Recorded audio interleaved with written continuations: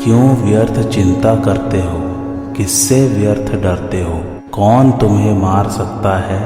आत्मा न पैदा होती है न मरती है। जो हुआ वह अच्छा ही हुआ, जो हो रहा है वह अच्छा ही हो रहा है, जो होगा वह भी अच्छा ही होगा। तुम भूत का पश्चाताप न करो, भविष्य की चिंता न करो। वर्तमान चल रहा है, वर्तमान में रहकर जीवन जीना ही सार्थक है। तुम्हारा क्या गया जो तुम रोते हो। तुम क्या लेकर आए थे जिसके खो जाने का तुम पश्चाताप करते हो। तुमने क्या पैदा किया था जिसका नाश हो गया। तुम कुछ भी लेकर नहीं आए, जो कुछ भी लिया यहीं से लिया, जो कुछ दिया यहीं पर दिया। खाली हाथ आए, खाली हाथ ही चले। जय श्री कृष्ण मेरे सभी प्यारे कथा श्रोताओं को। मेरा नाम है नमित अग्रवाल और स्वागत है आपका मेरे चैनल कथावाचक में।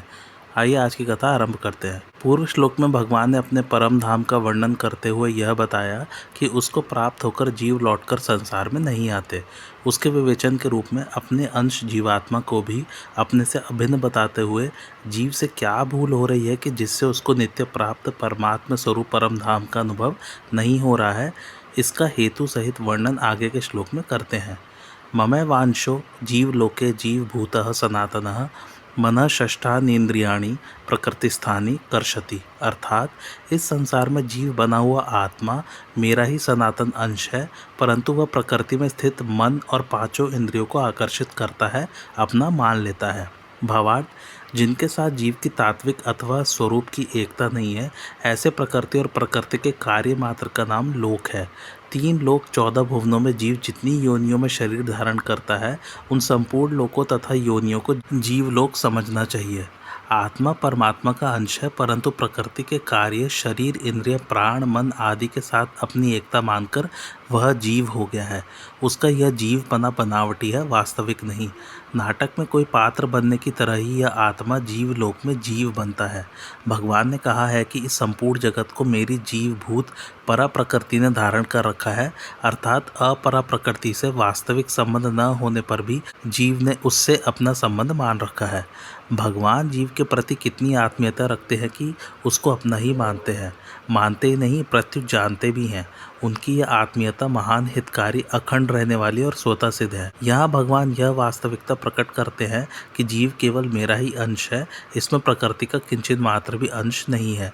जैसे सिंह का बच्चा भेड़ों में मिलकर अपने को भेड़ मान ले, ऐसे ही जीव शरीर आदि जड़ पदार्थों के साथ मिलकर अपने असली चेतन स्वरूप को भूल जाता है। अतः इस भूल को मिटाकर उसे अपने को सदा सर्वथा चेतन स्वरूप ही अनुभव करना चाहिए। सिंह का बच्चा भेड़ों के साथ मिलकर भी भेड़ नहीं हो जाता। जैसे कोई दूसरा सिंह आकर उसे बोध करा दे कि देख, तेरी और मेरी आकृति, स्वभाव, जाति, गर्जना आदि सब एक समान है, अतः निश्चित रूप से तू भेड़ नहीं, प्रत्युत मेरे जैसा ही सिंह है। ऐसे ही भगवान यह जीव को बोध कराते हैं कि हे जीव, तू मेरा ही अंश है। प्रकृति के साथ तेरा संबंध कभी हुआ नहीं, है नहीं, होगा नहीं और हो सकता भी नहीं। भगवत प्राप्ति के सभी साधनों में अहमता अर्थात मैंपन और ममता अर्थात मेरापन का परिवर्तन रूप साधन बहुत सुगम और श्रेष्ठ है। अहमता और ममता दोनों में साधक की जैसी मान्यता होती है, उसके अनुसार उसका भाव तथा क्रिया भी स्वतः होती है। साधक की अहमता यह होनी चाहिए कि मैं भगवान का ही हूँ, और ममता यह होनी चाहिए कि भगवान ही मेरे हैं। यह सबका अनुभव है कि हम अपने को जिस वर्ण आश्रम संप्रदाय आदि का मानते हैं, उसी के अनुसार हमारा जीवन बनता है। पर यह मान्यता केवल कर्तव्य पालन के लिए है, क्योंकि यह सदा रहने वाली नहीं है। परंतु मैं भगवान का हूँ, यह वास्तविकता सदा रहने वाली है। मैं ब्राह्मण हूँ, मैं साधु हूँ आदि भाव कभी हमसे ऐसा नहीं कहते कि तुम ब्राह्मण हो या तुम साधु हो। इसी प्रकार मन बुद्धि इंद्रिय शरीर धन जमीन मकान आदि जिन पदार्थों को हम भूल से अपना मान रहे हैं, वे हमें कभी भी ऐसा नहीं कहते कि तुम हमारे हो। पर संपूर्ण सृष्टि के रचयिता परमात्मा स्पष्ट घोषणा करते हैं कि जीव मेरा ही है। विचार करना चाहिए कि शरीर आदि पदार्थों को हम अपने साथ लाए नहीं, इच्छानुसार उनमें परिवर्तन कर सकते नहीं, इच्छानुसार उनको अपने पास स्थिर रख सकते नहीं, हम भी उनके साथ सदा रह सकते नहीं, उनको अपने साथ ले जा सकते नहीं, फिर भी उनको अपना मानते हैं। यह हमारी कितनी बड़ी भूल है। बचपन में हमारे मन बुद्धि इंद्रिया शरीर जैसे थे वैसे अब नहीं हैं, सब के सब बदल गए हैं। फिर भी हम मैं जो बचपन में था वही अब हूँ ऐसा मानते हैं। कारण यही है कि शरीर आदि में परिवर्तन होने पर भी हमारे में परिवर्तन नहीं हुआ। इस प्रकार शरीर आदि में हमें स्पष्ट परिवर्तन दिखता है। जिसको परिवर्तन दिखता है वह स्वयं परिवर्तन रहित होता ही है। अतः संसार के पदार्थ व्यक्ति हमारे साथी नहीं है। मैं भगवान का हूँ ऐसा भाव रखना अपने आप को भगवान में लगाना है। साधकों से भूल यही होती है कि वे अपने आप को भगवान में न लगाकर मन बुद्धि को भगवान में लगाने की कोशिश करते हैं। मैं भगवान का हूँ इस वास्तविकता को भूलकर मैं ब्राह्मण हूँ, मैं साधु हूँ आदि भी मानते रहे और मन बुद्धि को भगवान में लगाते रहे तो यह दुविधा कभी मिटेगी नहीं और बहुत प्रयत्न करने पर भी मन बुद्धि जैसे भगवान में लगने चाहिए वैसे लगेंगे नहीं। भगवान ने भी मैं उस परमात्मा के शरण हूँ ऐसा कहकर अपने आप को परमात्मा में लगाने की बात ही कही है।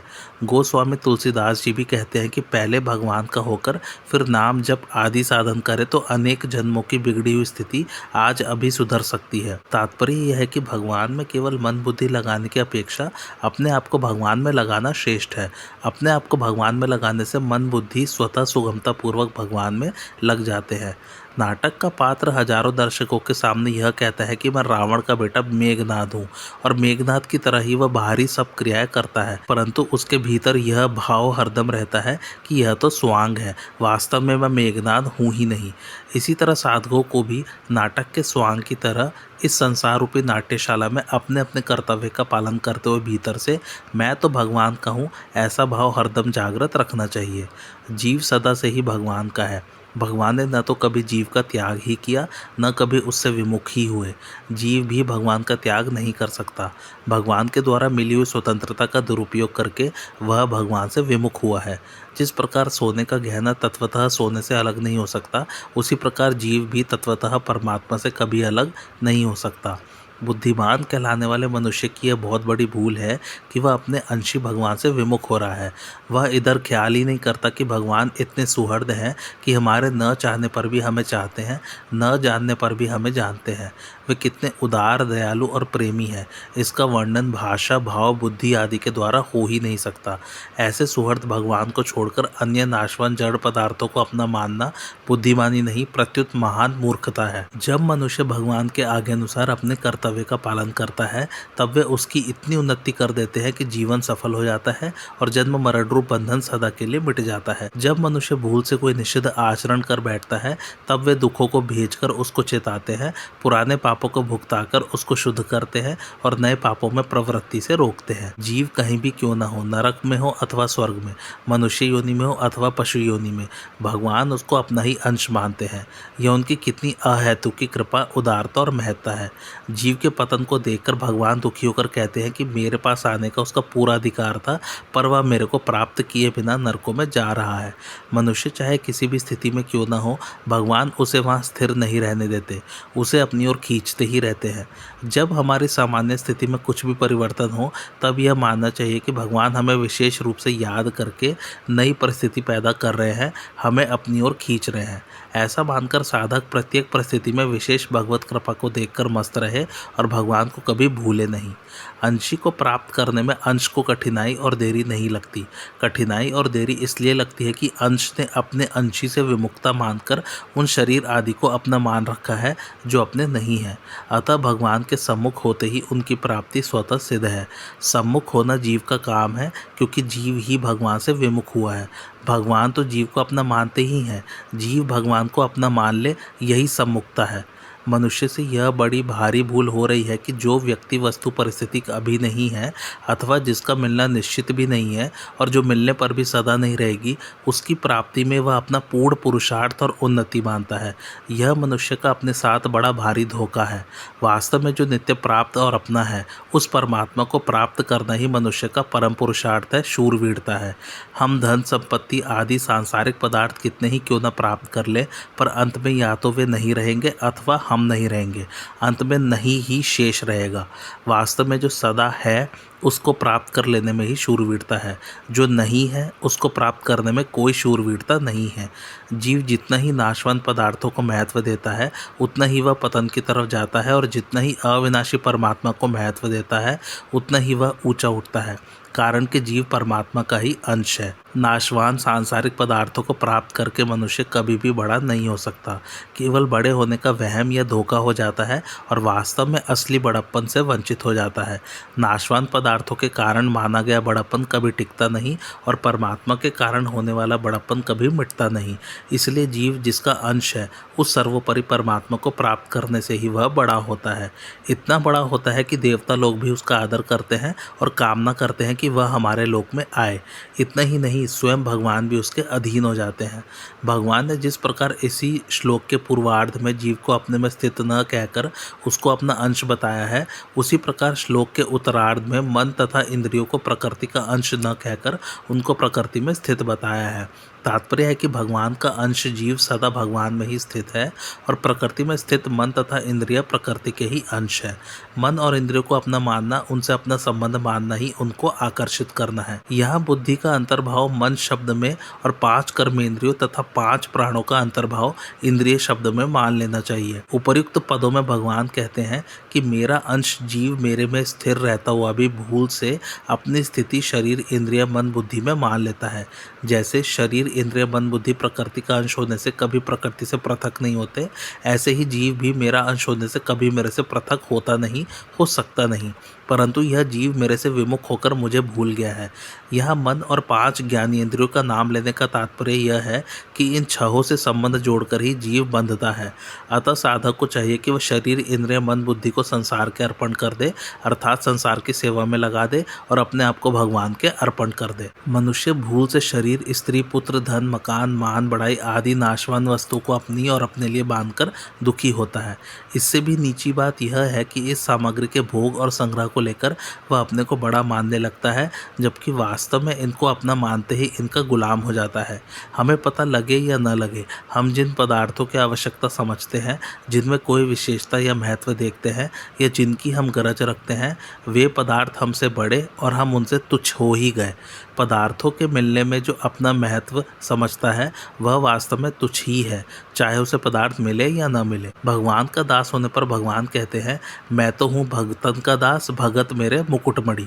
परंतु जिनके हम दास बने हुए हैं वे धन आदि जड़ पदार्थ कभी नहीं कहते, लोभी मेरे मुकुटमणि। वे तो केवल हमें अपना दास ही मनाते हैं। वास्तव में भगवान को अपना जानकर उनके शरण हो जाने से ही मनुष्य बड़ा बनता है, ऊंचा उठता है। इतना ही नहीं, भगवान ऐसे भक्त को अपने से भी बड़ा मान लेते हैं और कहते हैं, हे द्विज, मैं भक्तों के पराधीन हूँ, स्वतंत्र नहीं। भक्तजन मेरे को अत्यंत प्यारे हैं, मेरे हृदय पर उनका पूर्ण अधिकार है। कोई भी सांसारिक व्यक्ति पदार्थ क्या हमें इतनी बड़ाई दे सकता है? यह जीव परमात्मा का अंश होते हुए भी प्रकृति के अंश शरीर आदि को अपना मानकर स्वयं अपना अपमान करता है और अपने को नीचे गिराता है। अगर मनुष्य इन शरीर इंद्रिय मन आदि सांसारिक पदार्थों का दास न बने तो वह भगवान का भी इष्ट हो जाए। जिन्होंने भगवान को प्राप्त कर लिया है उनको भगवान अपना प्रिय कहते हैं, परंतु जिन्होंने भगवान को प्राप्त नहीं किया है किंतु जो भगवान को प्राप्त करना चाहते हैं उन साधकों को तो वे अपना अत्यंत प्रिय कहते हैं।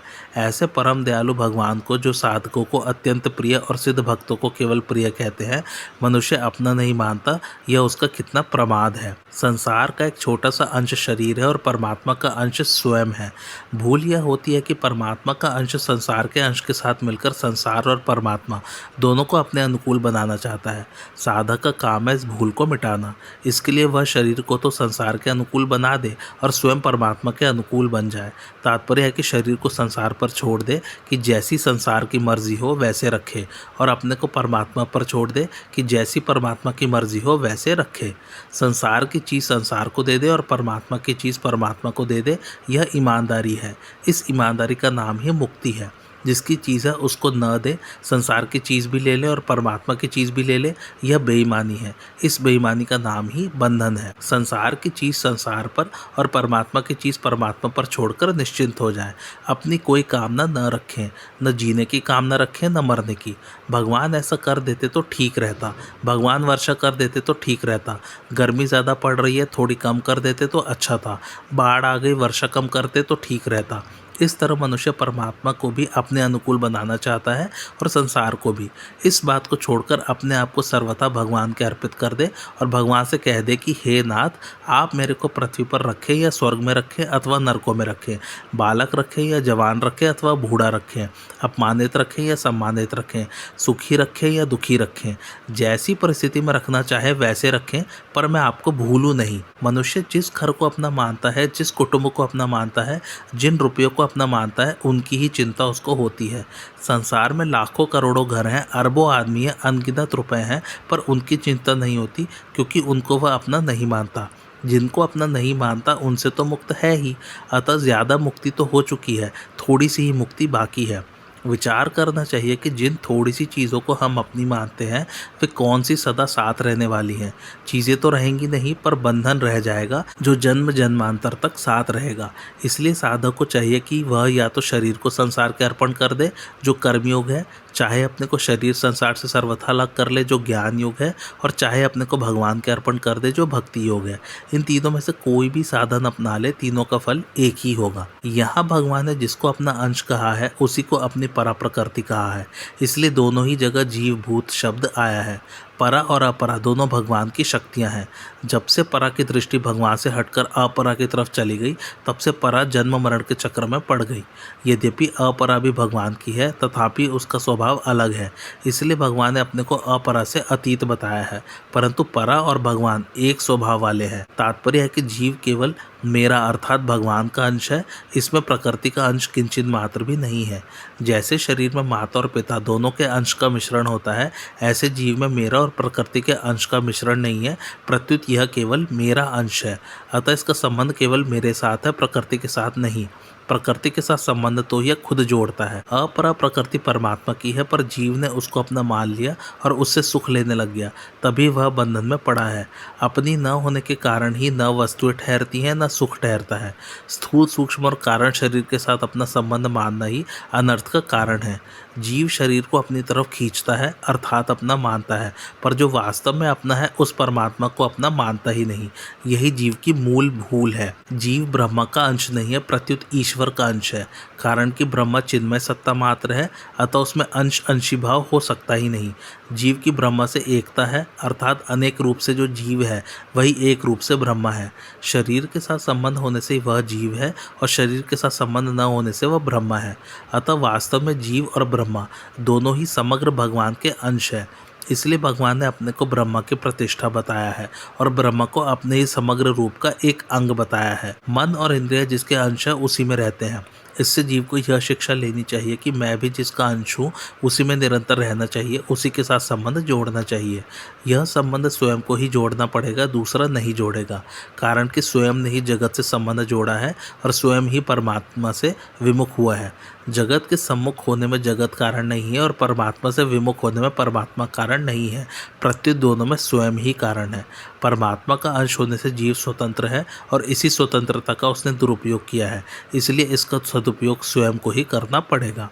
प्रकृति के साथ मन और इंद्रियों का नित्य और वास्तविक संबंध है, पर मन और इंद्रियों के साथ स्वयं का अनित्य और माना हुआ संबंध है। अनित्य संबंध कभी स्थायी नहीं रहता, प्रत्युत बदलता और मिटता रहता है। स्वयं का नित्य संबंध परमात्मा के साथ है जो कभी बदलता और मिटता नहीं, परंतु अनित्य संबंध को स्वीकार कर लेने से उस नित्य संबंध से विमुक्ता हो जाती है, जिससे उसका अनुभव नहीं होता। भाव यह निकलता है कि हम तो प्रभु को अपना मानते हैं, पर प्रभु हमें अपना जानते हैं। जब जीव भगवान के शरण हो जाता है तब वह भी प्रभु को अपना जान लेता है। जीव भगवान का सनातन अंश है, अतः भगवान के साथ अपना संबंध जोड़ना अर्थात उनको अपना मानना ही इसका वास्तविक पुरुषार्थ है। शरीर से होने वाले पुरुषार्थ में तो क्रिया मुख्य है, जो केवल संसार के लिए ही होती है, क्योंकि शरीर संसार का अंश है, परंतु स्वयं से होने वाले पुरुषार्थ में भाव मुख्य है। इसलिए बुराई रहित होना, असंग होना, भगवान को अपना मानना, ये स्वयं के पुरुषार्थ है। बुराई रहित होने से मनुष्य संसार के लिए उपयोगी हो जाता है, शरीर संसार से असंग होने से अपने लिए उपयोगी हो जाता है। भगवान को अपना मानने से भगवान के लिए उपयोगी हो जाता है। बुराई रहित हुए बिना मनुष्य संसार के लिए उपयोगी नहीं हो सकता। शरीर संसार से असंग हुए बिना मनुष्य अपने लिए उपयोगी नहीं हो सकता। भगवान के साथ अपनेपन का संबंध जोड़े बिना मनुष्य भगवान के लिए उपयोगी नहीं हो सकता। मैं बुराई रहित हो जाऊं, मैं असंग हो जाऊं, मैं भगवत प्रेमी हो जाऊं, ऐसी आवश्यकता का अनुभव करना भी पुरुषार्थ है।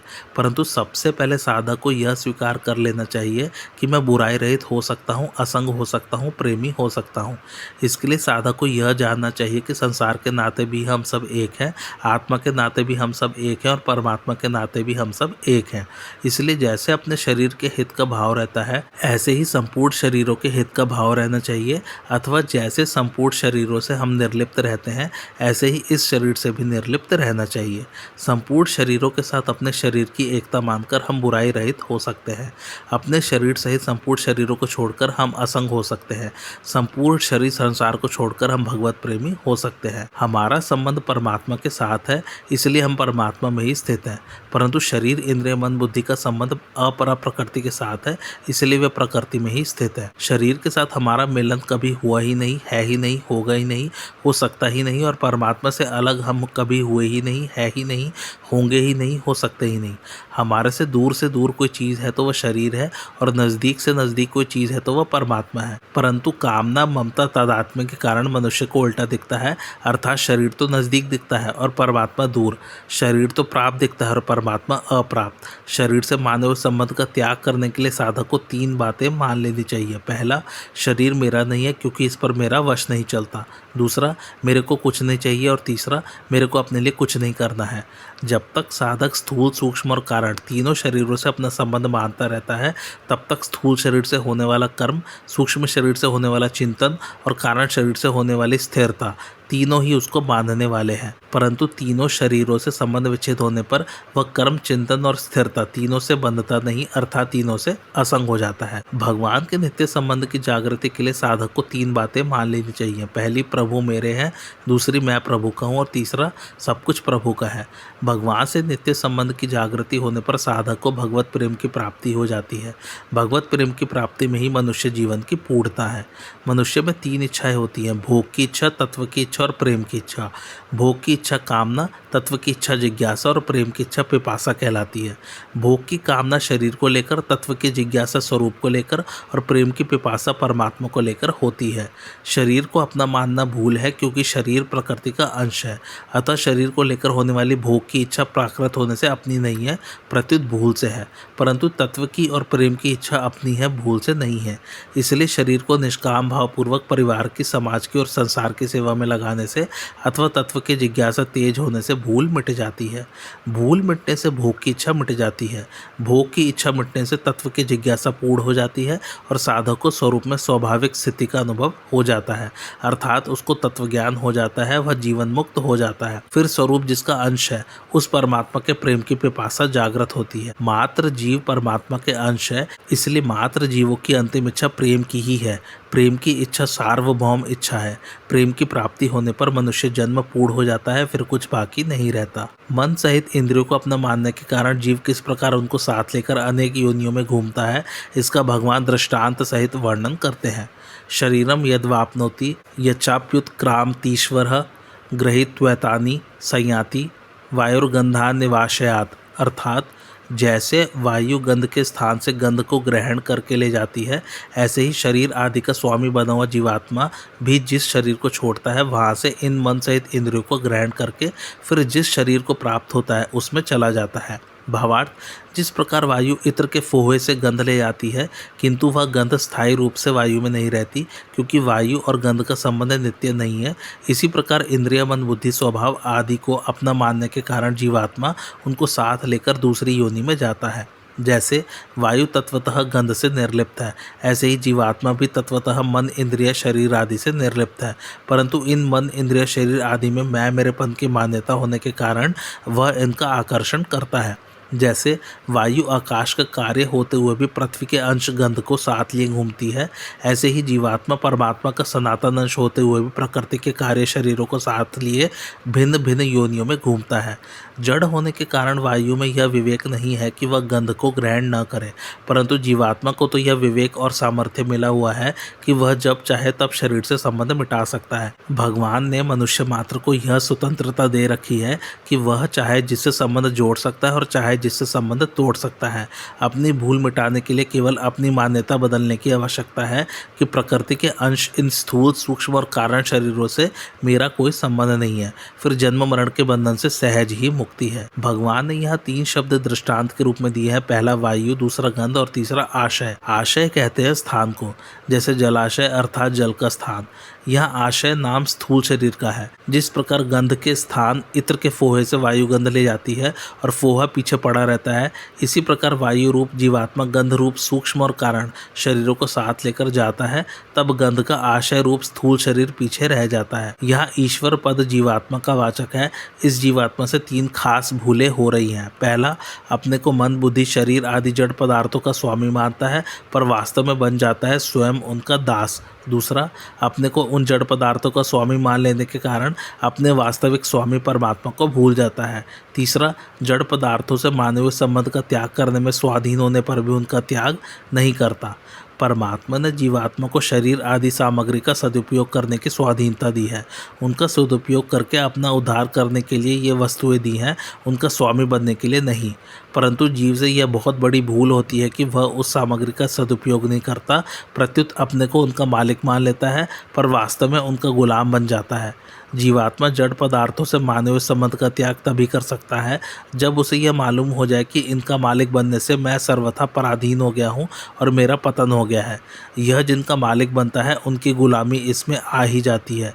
इसे केवल वहम होता है कि मैं इनका मालिक हूँ।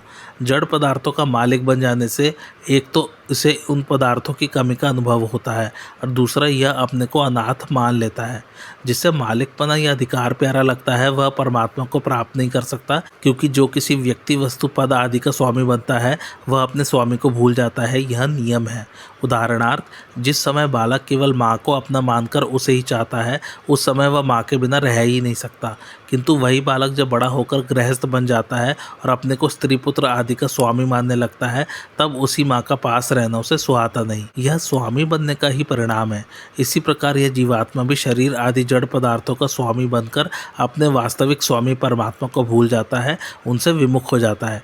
जब तक यह भूल या विमुक्ता रहेगी तब तक जीवात्मा दुख पाता ही रहेगा। यह ईश्वर बना जीवात्मा वायु के समान असमर्थ, जड़ और पराधीन नहीं है। इस जीवात्मा में ऐसी सामर्थ्य और विवेक है कि यह जब चाहे तब मानवीय संबंध को छोड़ सकता है और परमात्मा के साथ नित्य संबंध का अनुभव कर सकता है। परंतु संयोगजन्य सुख की लोलुपता के कारण यह संसार से मानवीय संबंध को छोड़ता नहीं और छोड़ना चाहता भी नहीं। जड़ता से तादात्म्य छूटने पर जीवात्मा शरीरों को साथ ले जा सकता ही नहीं। जीव को 2 शक्तियां प्राप्त है। पहली प्राण शक्ति, जिससे श्वासों का आवागमन होता है, और दूसरी इच्छा शक्ति, जिससे भोगों को पाने की इच्छा करता है। प्राण शक्ति हरदम क्षीण होती रहती है। प्राण शक्ति का खत्म होना ही मृत्यु कहलाती है। जड़ का संग करने से कुछ करने और पाने की इच्छा बनी रहती है। प्राण शक्ति के रहते हुए इच्छा शक्ति अर्थात कुछ करने और पाने की इच्छा मिट जाए तो मनुष्य जीवन मुक्त हो जाता है। प्राण शक्ति नष्ट हो जाए और इच्छाएं बनी रहे तो दूसरा जन्म लेना ही पड़ता है। नया शरीर मिलने पर इच्छा शक्ति तो वही रहती है, प्राण शक्ति नहीं मिल जाती है। प्राण शक्ति का व्यय इच्छाओं को मिटाने में होना चाहिए।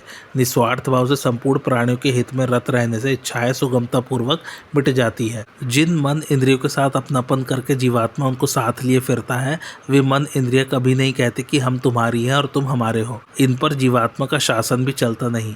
जैसा चाहे वैसा रख सकता नहीं, परिवर्तन कर सकता नहीं, फिर भी इनके साथ अपनापन रखता है, जो कि भूल ही है। वास्तव में यह अपनेपन का संबंध ही बांधने वाला होता है। वस्तु हमें प्राप्त हो या ना हो, बढ़िया हो या घटिया हो, हमारे काम में आए या ना आए, दूर हो या पास हो, यदि उस वस्तु को हम अपनी मानते हैं तो उससे हमारा संबंध बना हुआ ही है। अपनी तरफ से छोड़े बिना शरीर आदि में ममता का संबंध मरने पर भी नहीं छूटता। इसलिए मृत शरीर की हड्डियों को गंगा जी में डालने से उस जीव की आगे गति होती है। इस मानवीय संबंध को छोड़ने में हम सर्वथा स्वतंत्र तथा सबल हैं। यदि शरीर के रहते हुए ही हम उससे अपनापन हटा दें तो जीते जी ही मुक्त हो जाएं। जो अपना नहीं है उसको अपना मानना और जो अपना है उसको अपना न मानना, यह बहुत बड़ा दोष है, जिसके कारण ही पारमार्थिक मार्ग में उन्नति नहीं होती। 17 तत्वों के समुदाय रूप सूक्ष्म शरीर एवं कारण शरीर को ग्रहण करके जीवात्मा दूसरे शरीर में जाता है। जैसे मनुष्य पुराने वस्त्रों का त्याग करके नए वस्त्र धारण करता है, ऐसे ही जीवात्मा पुराने शरीर का त्याग करके नए शरीर को प्राप्त होता है। वास्तव में आत्मा का किसी शरीर को प्राप्त करना और उसका त्याग करके दूसरे शरीर में जाना हो नहीं सकता, क्योंकि आत्मा अचल और समान रूप से सर्वत्र व्याप्त है। शरीरों का ग्रहण और त्याग परिच्छिन्न तत्व के द्वारा ही होना संभव है, जबकि आत्मा कभी किसी भी देश काल आदि में परिच्छिन्न नहीं हो सकता। परंतु जब यह आत्मा प्रकृति के कार्य शरीर से तादात्म्य कर लेता है, अर्थात प्रकृतिस्थ हो जाता है, तब स्थूल, सूक्ष्म और कारण तीनों शरीरों में अपने को तथा अपने में तीनों शरीरों को धारण करने अर्थात उनमें अपनापन करने से वह प्रकृति के कार्य शरीरों का ग्रहण त्याग करने लगता है। तात्पर्य यह है कि शरीर को मैं और मेरा मान लेने के कारण आत्मा सूक्ष्म शरीर के आने जाने को अपना आना जाना मान लेता है। जब प्रकृति के कार्य शरीर से तादात्म्य मिट जाता है, अर्थात स्थूल, सूक्ष्म और कारण शरीर से आत्मा का माना हुआ संबंध नहीं रहता, तब ये शरीर अपने कारणभूत समष्टि तत्वों में लीन हो जाते हैं। तात्पर्य यह है कि पुनर्जन्म का मूल कारण जीव का शरीर से माना हुआ तादात्म्य ही है। वायु का दृष्टांत देने का तात्पर्य है कि जीव वायु की तरह निर्लिप्त रहता है। शरीर से लिप्त होने पर भी वास्तव में इसकी निर्लिप्तता कभी मिटती नहीं। वायु में गंध हरदम नहीं रहती, स्वतः छूट जाती है, परंतु जीव जब तक मन बुद्धि इंद्रियों को छेड़ता नहीं तब तक वे छूटते नहीं। इसका कारण यह है कि मन बुद्धि इंद्रियों को जीव खुद पकड़ता है, अतः खुद छोड़ने पर ही वे छूटते हैं। प्रत्येक भोग से स्वाभाविक उपरति होती है, यह सबका अनुभव है। भोगों में प्रवृत्ति तो कृत्रिम होती है, पर निवृत्ति स्वाभाविक होती है। रुचि तो जीव करता है, पर अरुचि स्वतः होती है। जैसे तंबाकू पीने वाले धुआं भीतर खींचते हैं, पर वह बाहर स्वतः निकलता है। मुंह बंद करे तो नाक से निकल जाएगा। धुआं तो टिकता नहीं, पर आदत बिगड़ जाती है, व्यसन लग जाता है। ऐसे ही भोग तो टिकते नहीं, पर आदत बिगड़ जाती है। भोग तो स्वतः छूटते हैं, उनसे अरुचि स्वतः होती है, पर आदत बिगड़ने से जीव उनको बार बार पकड़ता रहता है और ईश्वर अर्थात स्वतंत्र होते हुए भी परवशता का अनुभव करता रहता है। भोगों में लिप्त होते हुए भी वास्तव में इसकी निर्लिप्तता मिटती नहीं, पर इसकी तरफ यह ध्यान नहीं देता और इसको महत्व नहीं देता। शरीर से संबंध न होते हुए भी यह उससे संबंध मानकर सुख लेता रहता है। संबंध तो अनित्य होता है, पर संबंध विच्छेद नित्य होता है, कारण कि संसार की जाति का होने से शरीर विजातीय है। विजातीय वस्तु से संबंध होना संभव ही नहीं है। परमात्मा का अंश होने से जीव की परमात्मा के साथ सजातीयता है, अतः इसका स्वतः संबंध परमात्मा के साथ ही है। अगर जीव संतों की, भगवान की, शास्त्रों की वाणी पर विश्वास करके परमात्मा से संबंध जोड़ ले तो फिर इसको अनुभव हो जाएगा, परंतु यह पदार्थों के संबंध को मुख्यता दे देता है। जब तक यह भगवान के साथ संबंध नहीं जोड़ता, तब तक भगवान कोई भी संबंध टिकने नहीं देते, तोड़ते ही रहते हैं। जीव कितना ही जोर लगा ले, वह संसार का संबंध स्थायी रख सकता ही नहीं। अब भगवान मनः षष्टिनिंद्रियाणि पद का खुलासा करते हैं, जो कि पिछले श्लोक में था। श्रोत्रम चक्षुः स्पर्शनम च रसनम घ्राणमेव च अधिष्ठाय मनश्चायम विषयानुपसेवते, अर्थात यह जीवात्मा मन का आश्रय लेकर ही श्रोत्र और नेत्र तथा त्वचा, रसना और घ्राण इन पांचों इंद्रियों के द्वारा विषयों का सेवन करता है। मन में अनेक प्रकार के संकल्प विकल्प होते रहते हैं। मनुष्य अपने मन में निरंतर कुछ न कुछ सोचता रहता है, जिसे संकल्प, विकल्प, मनोरथ या मनोराज्य कहते हैं। निद्रा के समय यही स्वप्न होकर दिखने लगता है। मन पर बुद्धि का पर्दा रहने के कारण हम मन में आई हुई प्रत्येक बात को प्रकट नहीं करते, परंतु बुद्धि का पर्दा हटने पर मन में आई हुई प्रत्येक बात को कहना या उसके अनुसार आचरण करना पागलपन कहलाता है।